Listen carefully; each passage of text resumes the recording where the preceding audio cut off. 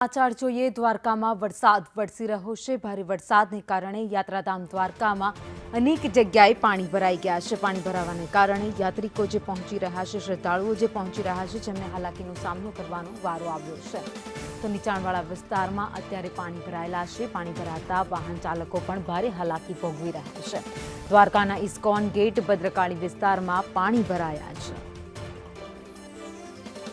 દ્વારકામાં વહેલી સવારથી જ વરસાદી માહોલ જામ્યો છે। ધોધમાર વરસાદ વરસ્યો છે, જેના કારણે અનેક વિસ્તાર જે પાણીમાં ગરકાવ થઈ ગયા છે।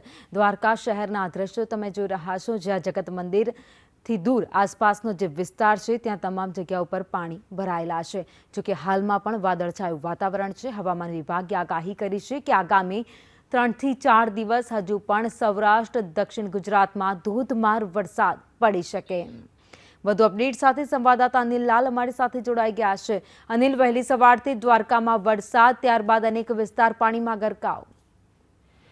જી ભાવિની, ચોક્કસથી વાત કરવામાં આવે તો હાલમાં જે વરસાદી માહોલ જામે છે, ત્યારે યાત્રાધામ દ્વારકામાં અસહ્ય ગરમી બફારા સાથે જે આજે વરસાદ પડ્યો હતો અને વરસાદને લઈને જે રોડ રસ્તા ઉપર પાણી ફરી વળ્યા છે અને જ્યાં નીચાણવાળા વિસ્તારો છે ત્યાં પણ પાણી થઈ ગયા હતા અને હાલમાં લોકોએ જે ગરમીથી બચવા માટે રાહત મળી છે અને ક્યાંક ને ક્યાંક કહી શકાય કે હાલમાં લોકો ખુશ થઈ ગયા છે, કેમ કે જે ગરમી હતી અસહ્ય અને જે વરસાદ પડવાથી ઠંડક રહી અને આ ઠંડકને લીધે લોકો ખૂબ ખુશ છે ને હાલમાં ચારે તરફ વરસાદી પાણી ફરી વળ્યા છે। જી, આભાર માહિતી માટે।